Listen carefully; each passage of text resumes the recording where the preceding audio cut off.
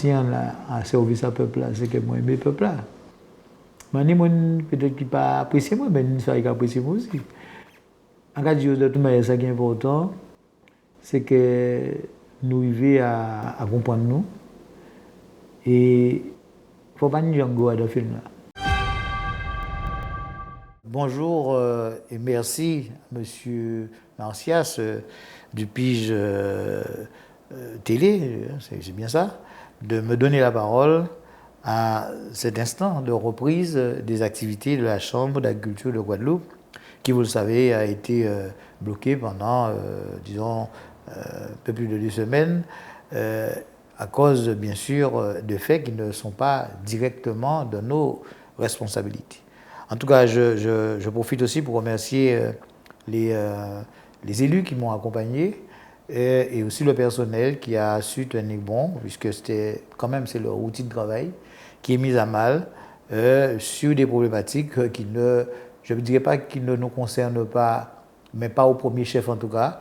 Nous sommes epsilon dans la responsabilité sur ces problématiques qui sont d'abord de la responsabilité de la SAFER de Guadeloupe, du département et du préfet. Je crois que ce que nous venons de faire, mon équipe et moi, nous venons d'éviter une catastrophe. Nous sommes battus pour que la Guadeloupe puisse rester, autant que faire se peut, apaisée, parce que les tensions sociales qui sont aujourd'hui en cours dans la région, je pense à la Martinique, à la Guadeloupe bien sûr, nous n'avons pas besoin de cela. Et il fallait que je puisse user de toute ma stratégie pour contenir le LCDM parce que, en fait, j'étais seul.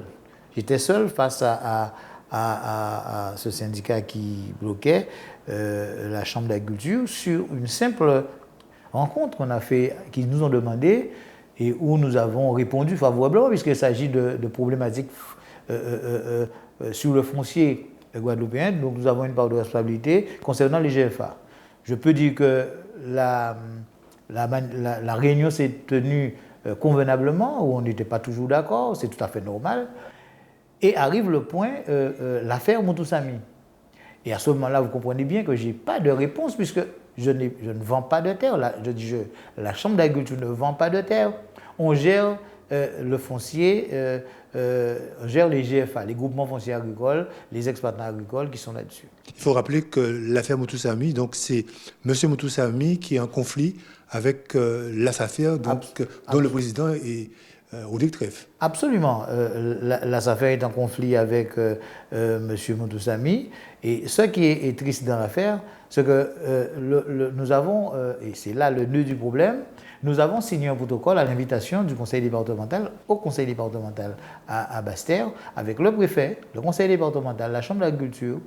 Il y avait aussi donc la SAFER, par son président, l'intéressé M. Moutoussamy, et il y avait aussi le LCDM, bien sûr, et il y avait deux syndicats, MODEF et UPG, il me semble.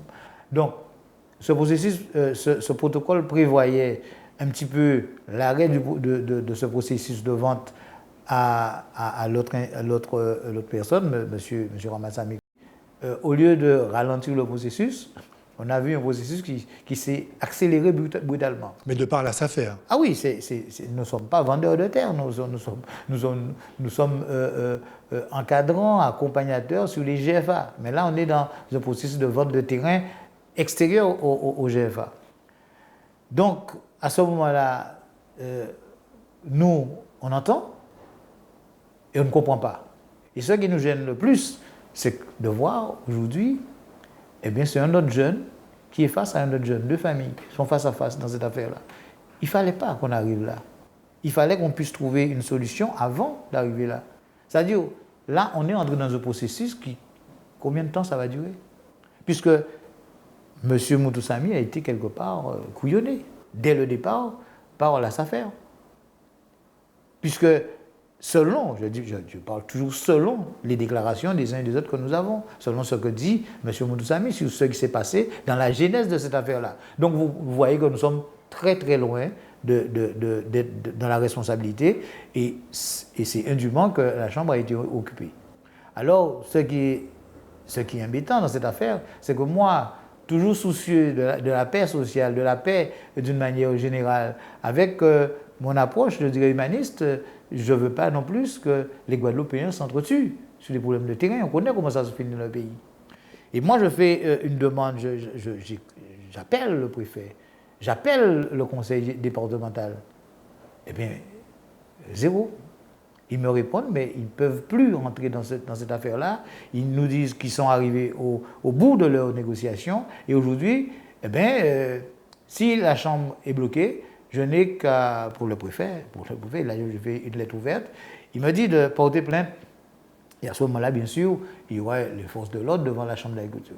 À ce moment-là, vous vous retrouvez seul, président, face à une décision. Je suis seul et je prends mon courage à deux mains. Je dis non, jamais, mais vraiment au grand jamais, je préfère démissionner de la Chambre d'agriculture que de porter plainte contre mes compatriotes guadeloupéens et aller vers ce que je voulais éviter, qui est des grabuges au niveau de la Chambre d'agriculture, mais au niveau de la Guadeloupe. Parce que quand on voit 10 personnes devant la Chambre, mais vous connaissez la sensibilité du Guadeloupéen, une fois qu'un frère est touché, eh bien on a tous les autres qui arrivent, qui disent attention, et on n'aime pas non plus la méchanceté dans mon pays. On voit ce qui se passe en Martinique d'ailleurs. Voilà, la Guadeloupe c'est un peuple où on n'aime pas la méchanceté, on n'aime pas la souffrance des gens, donc surtout quand c'est discutable. Pour le moment, rien n'est vraiment clair dans cette affaire-là. Et d'ailleurs, je crois que M. Moutou Sammy ne va pas en rester là, ni les autres qui l'accompagnent. Et c'est pourquoi il faut continuer à gérer ce problème-là. Même si on a l'impression, comme me disait le conseil départemental, d'avoir tout fait, on ne fait jamais assez quand il s'agit de rétablir une situation comme ça et qui peut dégénérer dans le pays. Est-ce que c'est moi? Est-ce que je suis le seul à avoir cet état d'esprit? Non. Je pense que les autres partenaires l'ont. Mais il faut le mettre en œuvre, ça. Il ne faut pas l'avoir tout simplement, je suis un Guadeloupéen conscient. Il faut qu'on ait à la manette pour dire attention, mon intervention, je ne perds pas mon temps quand je veux le faire. Même si c'est un problème qu'on avait déjà vu, je le revois. Parce que là, il y a un nœud, là. Il y a un problème, il y a quelque chose qui peut déraper. Et c'est cet état d'esprit qui m'a animé pendant toute cette période. Et j'ai tenu bon jusqu'à ce que, un certain moment, ils sont sortis devant la Chambre d'agriculture pendant 2 semaines. Et il a suffi une matinée pour que justement ce que je demandais, la transmission que je faisais, c'était la demande du LCDM de rencontrer donc, ces protagonistes, donc la préfecture et le conseil départemental, pour revenir un petit peu sur ce problème, pour voir comment on peut encore avancer. Mais la SAFER n'était pas conviée dans cette table ronde où la SAFER au DICTREF a refusé de participer? Alors, dans un premier temps, sur la demande du LCDM, il me demandait de relayer cette demande au préfet. Il ne demandait pas de voir la SAFER. Il demandait de voir le conseil départemental et le préfet et eux-mêmes et la Chambre d'agriculture. Président, si vous permettez, juste une précision pour que les gens comprennent bien. Quelles sont les prérogatives de la SAFER et quelles sont les prérogatives de la Chambre d'agriculture? Car en Guadeloupe, il y a une confusion totale entre ce que fait la Chambre d'agriculture et ce que fait la SAFER. Qu'est-ce que fait la SAFER exactement? Alors, je pourrais dire déjà ce que fait la Chambre. La Chambre, donc, aujourd'hui, accompagne les agriculteurs. C'est la maison des agriculteurs. C'est une chambre consulaire qui s'occupe de tout ce qui a trait autour de l'agriculteur. C'est l'accompagnateur privilégié. Donc, les déclarations de surface, l'installation des jeunes agriculteurs, les demandes, les naissances des animaux. D'ailleurs, on a eu des problèmes avec ça. Il y en a 7 jours pour faire une déclaration. Et des fois, ça a duré plus longtemps. Bon, on va se rattraper certainement avec les services de l'État. Donc, et nous gérons, bien sûr, les GFA. Ce n'est pas moi, je n'étais pas là, ça fait 40 ans. On a imposé à la Chambre d'agriculture de gérer les GFA parce que personne n'avait géré un GFA. Il y a 38 GFA en Guadeloupe, issus de la réforme foncière. Donc, la Chambre d'agriculture, donc, à l'époque, a pris la gestion. Il n'avait pas le choix. Et ça a continué jusqu'à nos jours, bien sûr. On ne va pas rentrer dans les détails de ça. Il y a eu beaucoup d'imperfections qui ne sont pas dues à mon équipe. Nous sommes là depuis 2013 et donc il y a eu la réforme foncière depuis 1986-87. Donc on a hérité de plein de choses. Mais enfin, bref. Et la SAFER est responsable du contrôle du marché foncier agricole. Donc, nous n'avons pas... C'est-à-dire que c'est eux qui mettent à disposition le foncier pour les agriculteurs. Absolument. C'est-à-dire, s'il y a des installations à faire dans le cadre, comme pour la réforme foncière, il y avait 11 000 hectares de terre qui étaient mis à disposition, pas mis à disposition, qui étaient... je parle des usiniers, quand ils sont partis, il y a eu la fermeture des usines. Donc, les 11 000 hectares de terre ont été mises en réforme foncière. Et c'est la SAFER, bien sûr, qui s'est occupée de l'installation avec des commissions locales, des commissions techniques pour permettre l'installation de ces jeunes-là. Donc, il a aussi le rôle de contrôle du marché foncier. Donc, ça veut dire que quand vous vendez un terrain, si effectivement c'est un terrain agricole, il faut avoir des attributs pour pouvoir acheter ce terrain. Si vous n'avez pas des attributs pour acheter ce terrain, donc ce terrain est proposé aux jeunes agriculteurs d'une manière générale sous forme d'appel d'offres. C'est comme ça que ça devrait se passer. Et donc nous n'avons pas les mêmes activités, mais pas du tout. Par contre, on peut collaborer sur certaines choses, mais quand vous allez faire des choses sans l'autorisation ou sans dire à la Chambre d'agriculture qui a la gérance des GFA, vous allez sur GFA, vous négociez avec des gens sans la Chambre, vous êtes dans l'ingérence. Mais pourquoi justement Rodrigue Trèves, qui est président, directeur général de la SAFER depuis des années, refuse de collaborer avec la Chambre d'agriculture? Alors, il veut certainement collaborer des fois, mais comme disait une chanson, vous pouvez mener la vie à deux, mais c'est vous qui vais commander. Oui, donc voilà. Et donc quand on collabore à une voix, c'est-à-dire on appelle ça de la collaboration. Mais comment vous qualifiez ça, vous, en tant que président? C'est une grande frustration pour vous, mais aussi pour les agriculteurs, quand vous ne pouvez pas... vous avez du mal à fonctionner. Nous sommes dans un petit pays. Vous savez, les gens n'aiment pas avoir des histoires et les gens laissent tomber assez rapidement quand ils ont un problème sur un terrain. Vous connaissez un petit peu comment fonctionnent nos compatriotes, nos frères guadeloupéens. Donc, c'est pourquoi que beaucoup de choses restent un petit peu latentes, restent là. Mais en réalité, nous sommes deux structures. Nous subissons le suffrage universel, hein. C'est-à-dire chaque 6 ans, il y a des élections de chambre. Et d'ailleurs, c'est la période. On peut se demander à qui profite le crime, justement, ce qui se passe devant la chambre. Parce qu'on est en pré-période électorale. Les élections ont lieu au mois de janvier. Donc, vous comprenez très bien un petit peu. Vous essayez de comprendre ce qui se passe. Qu'on ne peut pas, comment on dit ça, qu'on ne peut pas attaquer la personne, on attend son chien ou son chat. Donc, voilà, sur la gestion de la Chambre d'agriculture, la gestion de mon équipe sur ces 6 dernières années. Donc, on n'a pas grand-chose à me reprocher. Ou sinon, on peut reprocher plein de choses dans les lisières. Mais quand on arrive en réalité. Donc, il faut créer un buzz, il faut créer des choses autour de la Chambre pour nous embêter certainement. J'imagine, peut-être, c'est une hypothèse, je n'ai pas dit que c'est ça. Donc, mais on se pose des questions. Pourquoi nous ? Et donc, si j'ai pu vous expliquer un petit peu la différence entre les deux structures, donc nous subissons le suffrage universel, nous allons aux élections chaque 6 ans, avec c'est un vote avec 10 collèges, des collèges chefs d'exploitation, collèges salariés, collèges syndicaux, enfin c'est assez compliqué comme. Je ne vais pas faire toute l'explication aujourd'hui. Au niveau de la SAFER, nous avons une élection au niveau du conseil d'administration qui est fait par des collèges, mais il y a un collège État, collège professionnel et collège politique. Est-ce que la Chambre est représentée à la SAFER? La Chambre, nous avons une loi, oui, nous avons le conseil d'administration. Et donc, le conseil départemental a 5 voix.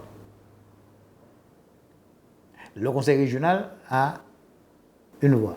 Donc, il y a un certain nombre d'éléments que dénonce le syndicat sur lesquels je ne peux pas répondre. Et c'est justement pour cela, je leur demandais pourquoi moi?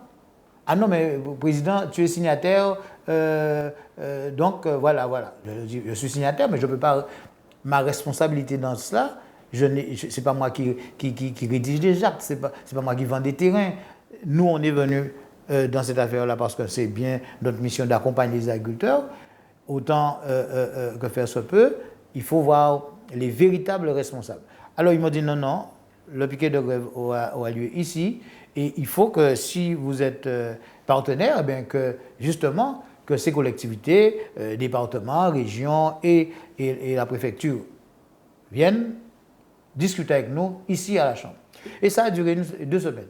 À quel moment la préfecture décide finalement d'accepter de discuter. Donc après quand ils m'ont envoyé le courrier, le préfet m'a dit de porter plainte et à ce moment-là, il va procéder à l'évacuation, au déblocage de la chambre, avec bien sûr des militaires, je suppose, ce que je n'ai pas accepté. Ça a duré. C'était le statu quo, il n'y avait pas de discussion, ils ne viennent pas. Il me dit, Monsieur le Président, vous comprenez, moi j'ai déjà tout fait, je ne peux pas aller plus loin dans mes prérogatives, je ne peux pas. Et finalement, quand ils ont bouclé le rond-point du lycée agricole, un petit peu à 200 mètres de l'entrée de la chambre, la circulation sur la zone était bloquée. À ce moment-là, on décide effectivement d'accepter c'est pas moi qui l'ai fait. C'est les informations que j'ai eues devant la chambre, parce que je suis venu le matin pour dire à LCDM, mais écoutez, ça a assez duré, il faut sortir de la chambre. Nous n'avons rien à voir dans cette histoire-là, donc on ne peut pas payer. Qu'est-ce qui a été décidé, Président? Alors, cet engagement signé donc par le LCDM, par la Chambre d'agriculture et par les responsables de la DAF, donc la préfecture. Le conseil départemental, c'est normal, je dirais, c'est ce... M. Sérival m'a dit qu'il ne peut pas signer, que bon, il est un salarié, je peux comprendre. Et donc, mais ils ont assisté, ça dit aussi demain, il y a un problème sur ce que j'appelle de relevé de décision, et ils pourront toujours en témoigner. Donc, ce protocole, alors, qu'est-ce qu'il dit? Ça nous dit, compte tenu des conditions d'attribution de la parcelle AE 191-6 à Durival-le-Moule, compte tenu de la décision du comité technique de la SAFER du 5 mai 2021 d'attribuer cette parcelle à M. Cyril Moutoussamy, compte tenu de la décision du comité technique SAFER du 7 juillet 2021 de revenir sur cette décision d'attribution, compte tenu de la note de présentation lors du comité technique SAFER du 7 juillet 2021 indiquant que M. Cyril Moutoussamy était actionnaire du GFA de Duto et pourrait exploiter 11 hectares après libération de la parcelle par feu Macheclair Jean-Claude, ce monsieur qui était occupant et qui est mort entre-temps. Et après avoir pris la tâche de l'ensemble des éléments révélés à charge de M. Cyril Moutoussamy et ceux produits après les décisions, il est retenu lors de cette rencontre du 14 octobre 2024 à la demande du LCDM, vous voyez, ce n'était pas moi, que la DAF, dans la limite de ses compétences, fera tout son possible pour que les auteurs en charge du foncier proposent à M. Cyril Moutoussamy une parcelle d'une contenance équivalente. C'est la décision qui a été prise ce jour-là. Il est aussi retenu que le LCDM s'engage à libérer ce jour l'entrée de la Chambre d'agriculture de Guadeloupe. C'était cette condition qui était prévue dès le départ. Et c'est pourquoi la Chambre a été malheureusement laissée tout seule dans cette affaire et nous avons perdu, 14 jours, ce qui pourrait demain fausser la comptabilité de la Chambre, c'est-à-dire en fait, nous avons une perte qui sera estimée à 14 fois 3 000 € par jour. Donc, est-ce qu'on devait arriver jusque-là pour avoir enfin cette réunion et perdre autant sur une structure qui a une fragilité financière que tout le monde connaît? Depuis que je suis arrivé à la Chambre, nous sommes battus, et je rappelle, quand je suis arrivé à la Chambre, les clés étaient sous le paillasson. On devait descendre chaque 2 mois à Bastel parce qu'on était sous tutelle, avec un collectif qui revisait un petit peu tout ce que la Chambre faisait. Et je crois que j'ai apporté de la lumière, j'ai apporté beaucoup d'éclaircissements et de lisibilité dans les affaires de la Chambre. Mais quand je suis arrivé, ça a duré 8 mois. Ça n'a pas duré 1 an en tout cas. Et ils m'ont envoyé un courrier pour me dire que j'avais toute l'attitude de fonctionner avec ma Chambre librement, que la Chambre était sous tutelle. Quand même, on a la mémoire courte des fois. On veut me critiquer, on veut critiquer le combat de la Chambre. Mais s'il n'y avait pas Patrick Sélin et son équipe depuis 2013 à la Chambre, on ne parlerait plus de Chambre d'agriculture aujourd'hui. Et ça, c'est à la jeune génération, je crois que c'est important de leur dire ça.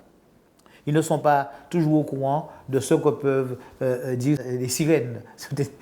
Parce qu'il y a des sirènes qui disent, qui désinforment la population. au lieu d'apporter l'information. Et c'est pourquoi je vous remercie de me donner la parole, parce que très rarement on me donne la parole.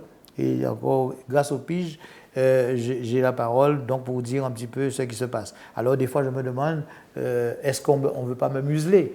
Mais tant que j'aurai la voix, tant que j'aurai le souffle, je dirai la vérité, toute la vérité, rien que la vérité à la population, puisqu'ils m'ont mis en place pour ça. Il y a eu 6 élections. J'ai toujours gagné, largement. Donc, je fais le travail, je fais le job. Et je ne suis pas venu chercher des amis, j'en ai pas de toute manière dans la hiérarchie, ni à Paris, ni ici. Je dis les choses. Et je dis les choses pour qu'on puisse m'entendre avec la même, comment dire ça, la même force que j'ai devant vous. Quand je vous dis, c'est comme ça que je parle aussi. Quand je suis avec ces représentants, mais dans le respect. Je n'insulte pas les gens, mais je leur dis, attention, la Guadeloupe ne peut pas non plus l'enfant chéri de la maison, mais qui dort dans le poulailler. Non, non, il faut nous mettre au même pied d'égalité que les autres. Et je me bats depuis tantôt sur l'ensemble des problématiques pour permettre justement à l'agriculteur et l'agriculture guadeloupéenne d'être vus dans leur contexte. On n'est pas l'agriculture de l'Hexagone. On est dans une dynamique de petite exploitation. Nous devons pouvoir vivre avec nos exploitations, mais avec cette approche-là. Il y a des approches filières en Guadeloupe, d'accord, je suis bien d'accord, mais l'approche système de production, je crois que c'est ce qui nous correspond, avec des petites exploitations et plusieurs planches, plusieurs parcelles à des fins différentes sur des cultures qui s'associent, qui permettent de faire la rotation de cultures. Donc cette approche que nous avons, je l'impulse depuis 2013, la petite agriculture familiale qu'on appelle ça. Et d'ailleurs, c'est pourquoi j'ai trouvé dans la philosophie du MODEF, dont je suis le président, le MODEF Guadeloupe, eh bien, c'est des petites exploitations de l'Hexagone qui vivent effectivement comme nous. Mais quand on dit petite, c'est plus grand que chez nous, c'est 30 hectares, c'est 20 hectares, mais ce n'est pas 200 hectares, ce n'est pas 150 hectares comme les grosses machines qui sont dans le productivisme à outrance. Nous, aujourd'hui, nous voulons produire pour que la population puisse manger, puisse consommer une alimentation le plus près, je dirais, de leur santé. C'est-à-dire pour permettre qu'il y ait un dosage carbone, en tout cas moindre dans nos aliments. Et si on mange local, effectivement, on a des chances d'avoir cette alimentation saine. Et c'est pourquoi nous nous battons pour que cette agriculture puisse perdurer, la petite agriculture familiale. Et quand je dis petite, ce n'est pas petite, mais qui produisent, mais une alimentation qui nous ressemble. Puisqu'on dit quand le corps est en harmonie avec son environnement, on se porte bien. On se porte mieux, on aura moins de maladies. Et cette dynamique-là, c'est vrai que nous impulsons par le biais du MODEF, ne plaît pas toujours. Ne plaît pas toujours. C'est pourquoi nous sommes un petit peu... À la limite, si on n'était pas là, beaucoup seraient très heureux. Mais tant que je pourrais être là, je dirais les mêmes choses. Je défendrai ce mouvement agricole qui est pour moi la meilleure vision. Je ne dirais pas la seule, la meilleure vision qu'on puisse avoir pour le développement de l'agriculture guadeloupéenne. Président, en guise de conclusion, quel message souhaitez-vous adresser aux Guadeloupéennes et aux Guadeloupéens qui vous regardent actuellement? Il y avait une phrase que je disais avant, autrefois on était paysan, aujourd'hui on devient agriculteur. Je suis les deux. Je suis né paysan, mais je suis devenu aussi agriculteur. Et j'ai embrassé cette profession parce que j'ai vu mes parents dans les champs. Au lieu de partir, au lieu de faire autre chose, j'ai voulu que les choses progressent. Donc je fais plein de choses en même temps, mais je donne mon temps aussi un petit peu à la population, dans les responsabilités. Et je leur dis tout simplement que je suis au service du monde agricole et je le serai tant qu'ils me le demanderont, en tout cas me feront confiance par le suffrage universel. Et je n'ai pas d'ambition démesurée. Je suis un simple citoyen. Je vais partout dans le pays à la rencontre des gens. Je suis avec les gens. J'ai toujours une vie associative, j'ai toujours une vie partagée. Et donc, je n'aurais aucun intérêt à venir mentir à la population guadeloupéenne. Tout ce que je le fais livre ouverte.